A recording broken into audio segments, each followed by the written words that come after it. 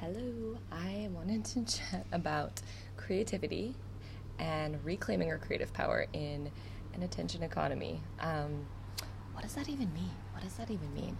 So, even literally as I'm making this video, I have my video thing in front of some web browser and there's stuff popping up, and it's just like so distracting, right? We live in a world online, particularly, and in regular life that is full of distractions, right? So for some reason these days, it seems like there's this glorification of busyness and multitasking and having a million tabs open, metaphorically and literally, maybe in your web browser, and just like in our life, having all these things happening. And we have social media that's constantly pulling our attention with notifications and all these different things, right? Like, we're actually living in a world that is, it takes so much inner strength and discipline to focus and to keep our attention focused on our path and our creativity. And I've been reading these articles on the attention economy and how it's intentionally designed, how particularly social media and technology apps and things are designed to keep us hooked in, to trigger our brain in ways that releases little hits of serotonin and dopamine when we get notifications, when we see messages, when we see likes, when we get this external validation from the world. And how the creators of these apps and these notifications actually have seen what's happening and how it's rewiring our brain in these ways that just keep us constantly distracted and out of flow state. We're out of a state of it makes it more difficult to get into a deep, focused, and productive creative state. And so these people are actually not using the apps. They have, barriers set up on their and their families' technology so that they don't actually get hit with this sort of rewiring situation of their brain. And that's kind of scary, right? Like, that's actually happening. And I was reading just about how, there's conferences where the creators of these technologies meet up and they talk about, like, how to form habit-forming products, how to create habit-forming products, how to hook people in. And I was thinking, what if we actually took those principles and applied that to a state of creativity, to a state of reclaiming our power?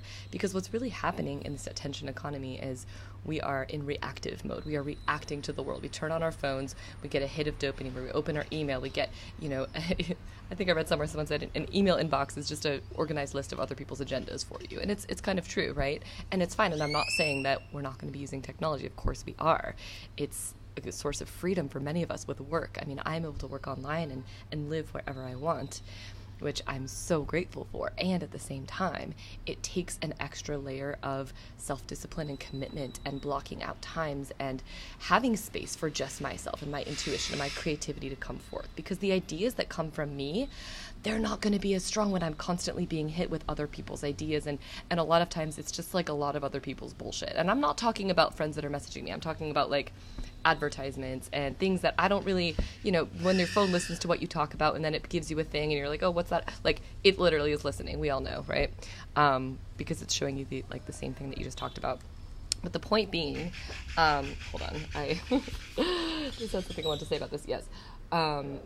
Right. So how do we break this loop? And I think I'll get into another topic on this later about actually how these products create addictive feedback loops in our brain. But the point is, I just want to leave you guys with a few ideas of how to reclaim your creative power. Like, what are the steps, if you're resonating with this at all, right? Like, and it doesn't, even if it's just a little bit, if it's a lot, if you're just like, oh, I know I'm kind of on my phone too much, or I do react, like, when I get that notification, I know I shouldn't just jump and look at it because it's taking me out of my state. Like, when is the last time that you had a state of, 2 or 3 hours of being so immersed in a project or a meditation or writing or art or music or being even just immersed with another person in front of you with no technology next to you, and you could just really sink into that present moment and go deeper and experience more of the present moment, experience more of your own life, and create something meaningful with your life? When's the last time you were able to do that? Right?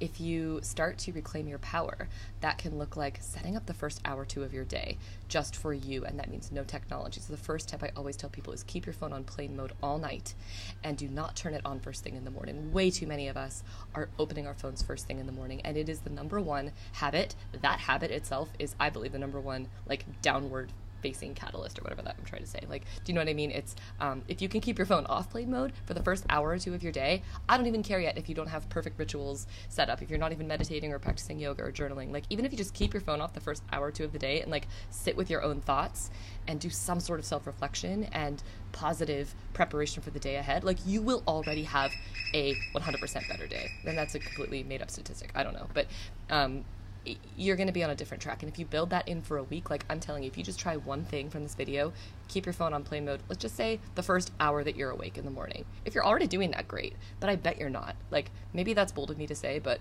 most of us aren't. Just because we dive into work, we dive into our stuff, whatever. It's like we dive into the world. What does the world have for me today? And yeah, and if you're already doing it for the first hour, try for 2, try for 3. See how long you can stay away from anything that's coming in and stealing your attention. The second thing I have to say is spend that first hour or 2 of your day creating something original. Create something. Use your intuition, your creative power, and that could just be writing. I recommend people to just free write for 3 pages in the morning. If you can't do 3 pages, 10 minutes, something like that. Set yourself a guideline. I'm going to write something from my soul. The first thing when we wake up in the morning, when we're able to just jot down the thoughts that are in our head. It doesn't have to be anything meaningful. It doesn't have to be anything profound. It's just like skimming the top layer of your conscious and subconscious thoughts off so you can get to the deeper things later. You're going to feel more creative. You're going to feel more inspired and energized because you're connecting to you first thing. You're not letting the rest of the world in. So if you want to reclaim your creative power, your morning times, your rituals, your habits to get into flow are completely vital to commit to. And you have to decide, am I ready to commit? Am I ready to commit to what I know is possible for myself to create in this world? Am I ready to step away from what is being brought upon the masses, which is this like distraction epidemic? And am I ready to take back who I know I'm supposed to be in this world? So that is what I have to leave you with. Yeah, more to come.